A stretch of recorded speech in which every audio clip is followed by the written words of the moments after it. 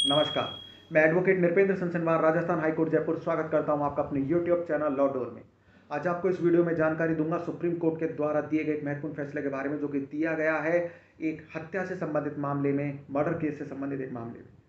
दरअसल इस मामले में ऑनरेबल सुप्रीम कोर्ट ने 27 साल पुराने हत्या में लिप्त पाए गए आरोपित हुए पिता और पुत्र को बरी कर दिया, मुक्त कर दिया।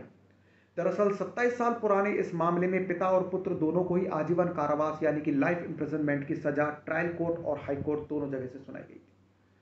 फाइनली पिता और पुत्र दोनों की तरफ से ऑनरेबल सुप्रीम कोर्ट की शरण ली गई, उनके सुप्रीम कोर्ट के समक्ष अपील फाइल की गई, जिसमें कि ऑनरेबल सुप्रीम कोर्ट ने माना कि सभी तथ्यों एवं परिस्थितियों पर विचार करने के बाद और सारे एविडेंस को देखने के बाद में ऐसा कोई भी मामला इस केस में नहीं बनता है जिससे कि सीधे तौर पर इन पिता पुत्र को हत्या के मामले से जोड़ा जा सके।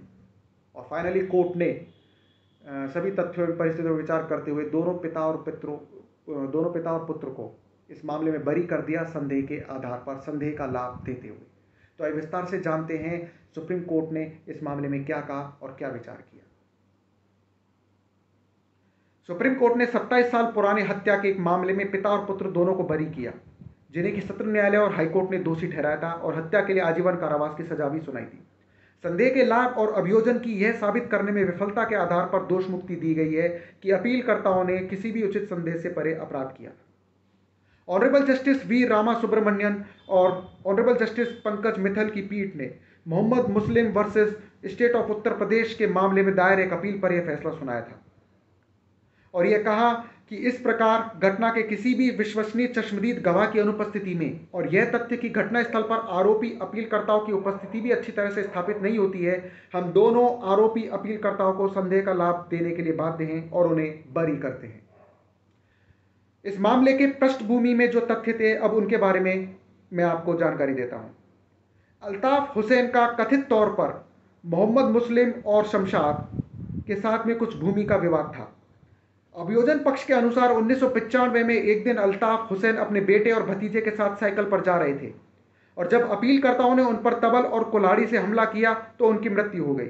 जब शोर मचा तो दो व्यक्ति आए और अपीलकर्ताओं को पकड़ने की कोशिश की, लेकिन अपीलकर्ता घटनास्थल पर से अपना कंबल और साइकिल छोड़कर जंगल की ओर भाग गए थे।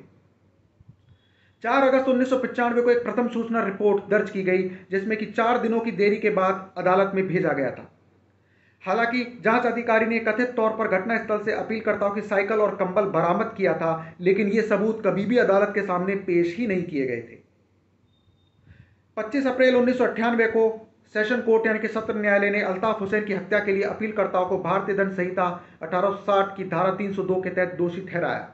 अपीलकर्ताओं को आजीवन कारावास के साथ प्रत्येक को 20,000 रुपए के जुर्माना देने की भी सजा सुनाई गई। जुर्माना अदा न करने पर उन्हें 6 महीने के अतिरिक्त सश्रम कारावास भुगतने का भी आदेश दिया गया। 10 सितंबर 2010 को हाईकोर्ट ने भी दोष सिद्धि और सजा को बरकरार रखा।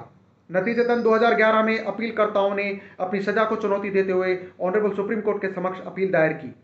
16 अगस्त 2021 को अपीलकर्ता संख्या 2 के विरुद्ध अपील निरस्त कर दी गई थी। अब जानते हैं कि सुप्रीम कोर्ट के फैसले में क्या लिखा गया। ऑनरेबल जजेस ने माना कि मृतक के बेटे और भतीजे का व्यवहार अप्राकृतिक इस मामले में प्रतीत होता है। जब उनके पिता पर अपीलकर्ताओं के द्वारा कथित तौर पर हमला किया जा रहा था तो उन्होंने कोई हस्तक्षेप ही नहीं किया या बचाव ही नहीं किया। वास्तव में 2 अन्य लोग दूर से मृतक को बचाने के लिए आए थे। मृतक को अस्पताल भी नहीं ले जाया गया, लेकिन तुरंत एफआईआर दर्ज कर ली गई। इसलिए इन दोनों व्यक्तियों का आचरण बचाव पक्ष की इस बात को पूरी तरह से समर्थन करता है कि वे घटनास्थल पर मौजूद नहीं थे। यह भी देखा गया है कि अभियोजन पक्ष पूरी तरह से यह साबित करने में विफल रहा कि आरोपी अल्ताफ हुसैन के हमले और मौत में दोनों अपीलकर्ता शामिल थे। इसके अलावा विश्वसनीय प्रत्यक्षदर्शी गवाह की अनुपस्थिति और घटनास्थल पर अभियुक्त की उपस्थिति स्थापित करने में विफलता के लिए दोनों अपीलकर्ताओं को संदेह का लाभ दिया गया। इसके अलावा यह भी देखा गया था कि यदि मौखिक साक्ष्यों में छोटी मोटी विसंगतियों को भी नजरअंदाज कर दिया जाए तो पोस्टमार्टम करने में देरी, अपराध के हथियारों के नाम में अंतर, जो कि फसल काटने के समान प्रकार के उपकरण हैं इत्यादि, अभियोजन पक्ष यह साबित करने में विफल रहा है कि अपीलकर्ताओं ने किसी भी उचित संदेह से परे अपराध किया था। ऑनरेबल बेंच ने सत्र न्यायालय द्वारा पारित और हाईकोर्ट द्वारा पुष्टि किए गए दोष सिद्धि के आदेश को रद्द किया और इस प्रकार से अपीलकर्ताओं को संदेह का लाभ देते हुए बरी कर दिया। तो यह थी महत्वपूर्ण जानकारी ऑनरेबल सुप्रीम कोर्ट के द्वारा दिए गए एक मामले के बारे में, जो कि दिया गया है 27 साल पुराने हत्या से संबंधित एक मामले में, जिसमें कि पिता और पुत्र दोनों को ऑनरेबल सुप्रीम कोर्ट ने बरी कर दिया संदेह का लाभ देकर, और यह भी माना कि उनका इस मामले में जो कि हत्या से संबंधित था उससे सीधा जुड़ाव प्रतीत नहीं होता है। तो मिलते हैं एक और नई कानूनी जानकारी के साथ अपने अगले वीडियो में। नमस्कार।